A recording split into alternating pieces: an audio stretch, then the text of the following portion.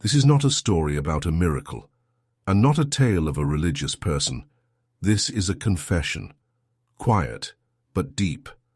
One of those stories that almost never get told publicly, because there is too much truth in them, the kind that can frighten you if you're not ready. Panache Desai did not call himself a prophet. He avoided grand definitions. He did not promise miracles. He simply spoke. And when he spoke, it became strangely quiet, as if some invisible door opened in the room. In one interview, he said, "I have been to the other side. This is not a metaphor. This is not a dream. This is everything we forgot when we came into this world." He didn't try to shock. He spoke calmly, like a person who knows that most people still won't believe, and don't have to believe, because truth is not for everyone, only for those who are ready to hear it. According to him, this experience came suddenly, not through illness, not through clinical death. It happened in deep silence. During a practice, he didn't intend to make a journey beyond the edge. He was simply sitting in silence, and suddenly disappeared, not as an image, not as a hallucination, but as a personality.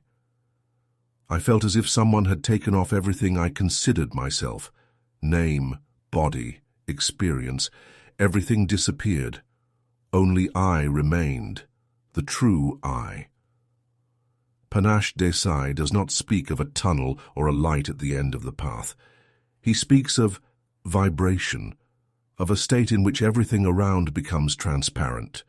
You enter a consciousness that has no boundaries. It does not speak to you in words. It does not judge. It simply is. And in it is everything.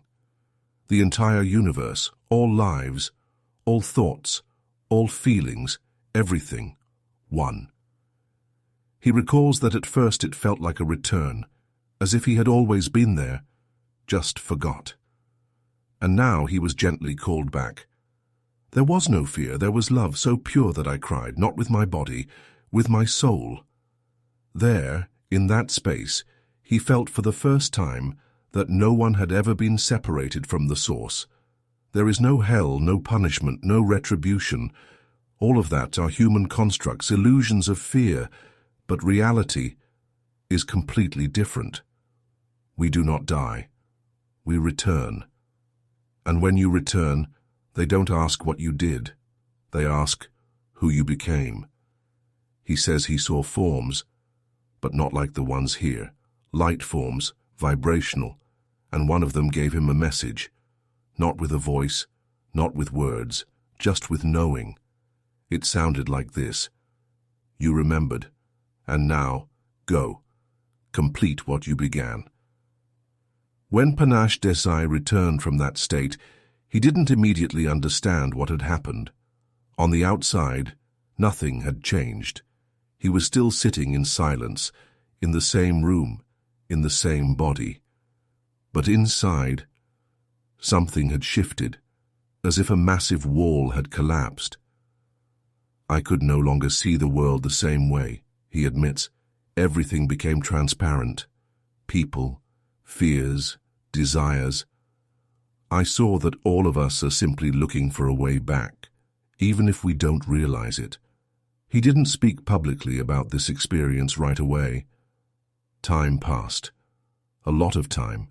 He continued his work, helped people, spoke about vibrations, about inner harmony, about the power of acceptance. But deep inside he already knew all of it was preparation. Because the most important thing doesn't begin when you achieve something outside, but when you touch the source within. Panache Desai describes the space he was in as a place beyond time. There is no past, no future. There is only purity, without judgment, without comparison. It's like an ocean.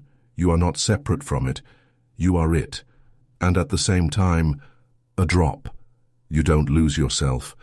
You remember who you have always been. He says he didn't see his own life, but many, as if a gallery of existences passed before him. Some were similar to human ones, some completely different. He felt that these were not just fantasies. This was the memory of the soul. We don't come just once. We learn, we expand, we forget, so that we can remember again. But perhaps the most important revelation was not that. He says, I realized that everything we fear is actually an illusion. We fear pain, fear, loneliness, but behind all of that is a call, an invitation, a signal. Because pain is not the enemy, it calls you inward, into yourself, home. When he tried to ask the question, why am I here? He didn't receive an answer in words, but suddenly he saw an image, very simple, a tree, strong, deep, ancient. Its roots went into the darkness, its crown into the light, and the understanding came. Your task is to be this tree, to be the link between heaven and earth, between what people have forgotten and what is waiting when they remember. After this experience, Panache Desai began to speak differently, softer, quieter, deeper, and people felt it. Some would begin to cry next to him without even knowing why. Some, on the contrary, would laugh, as if a long-forgotten light awakened within them. Because from that moment, he no longer just spoke. He resonated. But not everything was so simple. After this return, Panache Desai encountered something he did not expect: loneliness. He realized it is impossible to convey this experience in words. People hear but do not understand. They nod their heads, but inside, they shut down. I started to feel how my words passed by, he admitted, as if they were too quiet for this noisy world. He didn't blame anyone.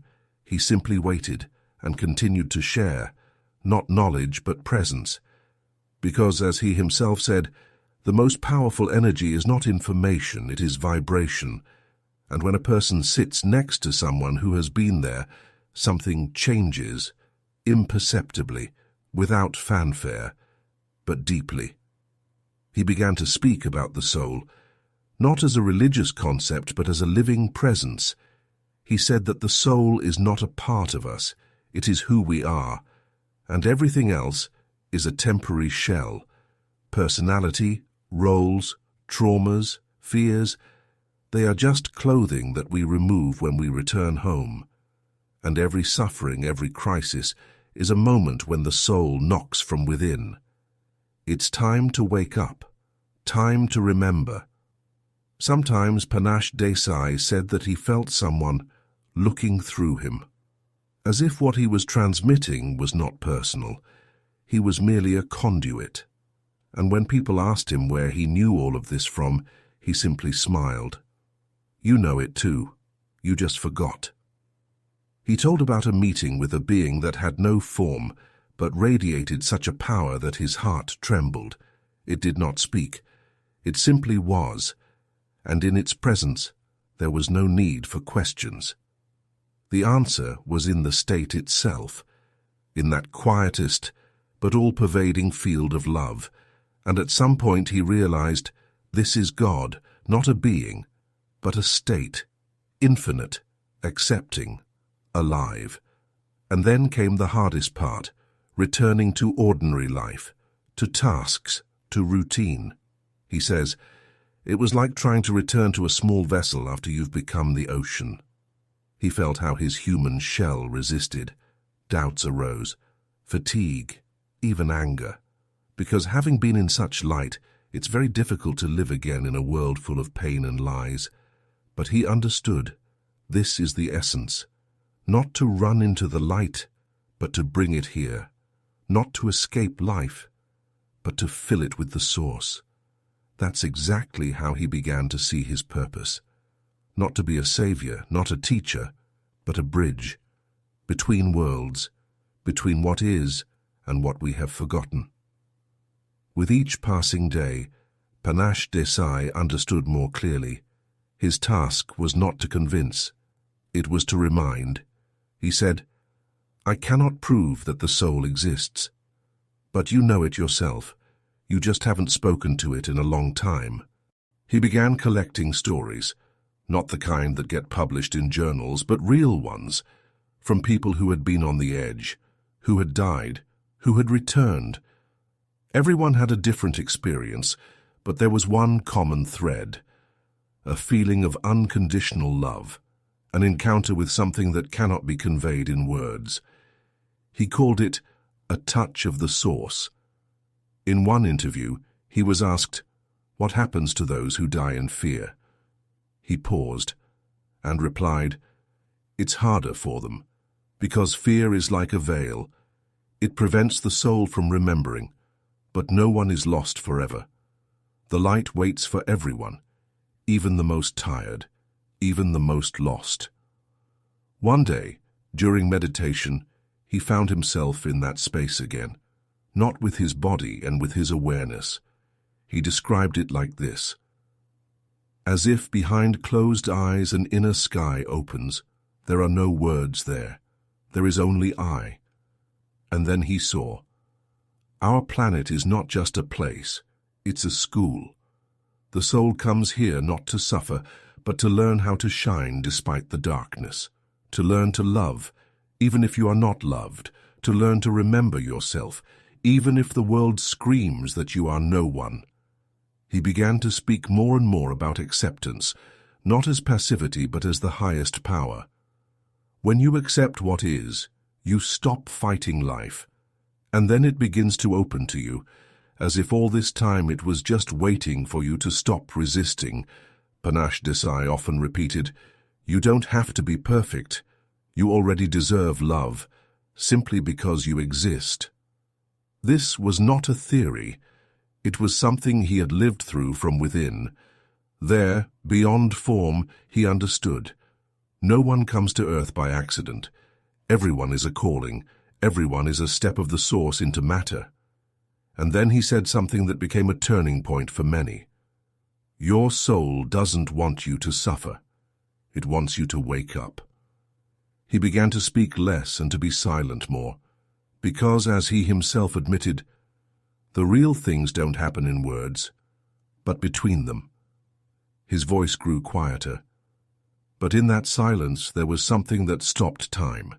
People came to him not for answers, but to once again feel that they are alive. Panache Desai stopped fearing death. He called it waking from a dream. He said, "Death is not disappearance, it is a return home. You finally take off the costume, forget the script, and remember who you are without the roles." He often asked people, "And if you knew that the soul is immortal, how would you live?" And in that question was the whole essence. Not persuasion, not a mission, but a mirror, one you look into one and suddenly see not a face, but light. He said that on the other side there is no punishment, there are no hells or heavens, there is only awareness, bare, honest, irreversible.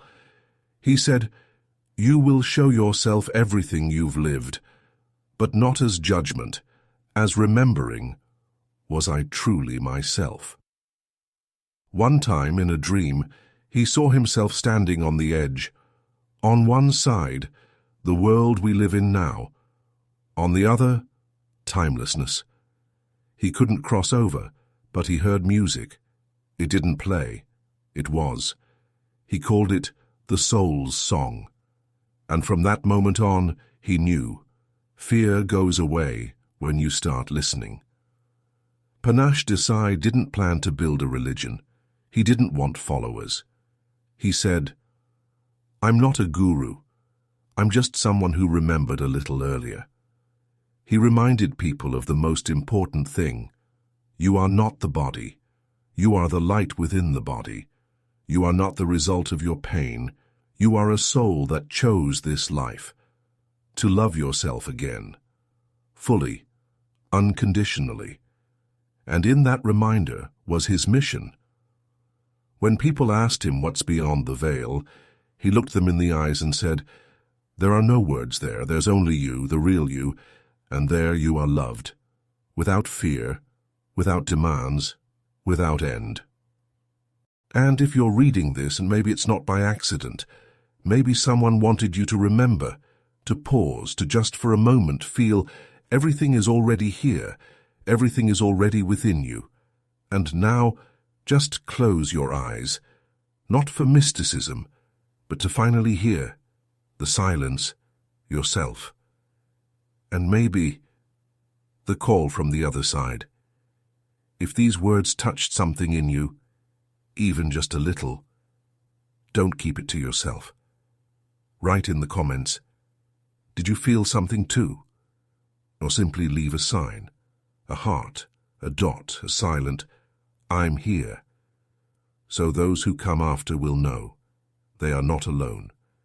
And if you want to keep walking this path, leave a like. It's not just a button, it's a sign, quiet but strong, like the ringing of the soul in the depths, because we are all a little lost. But when we gather, it gets just a little brighter. See you at the edge of worlds.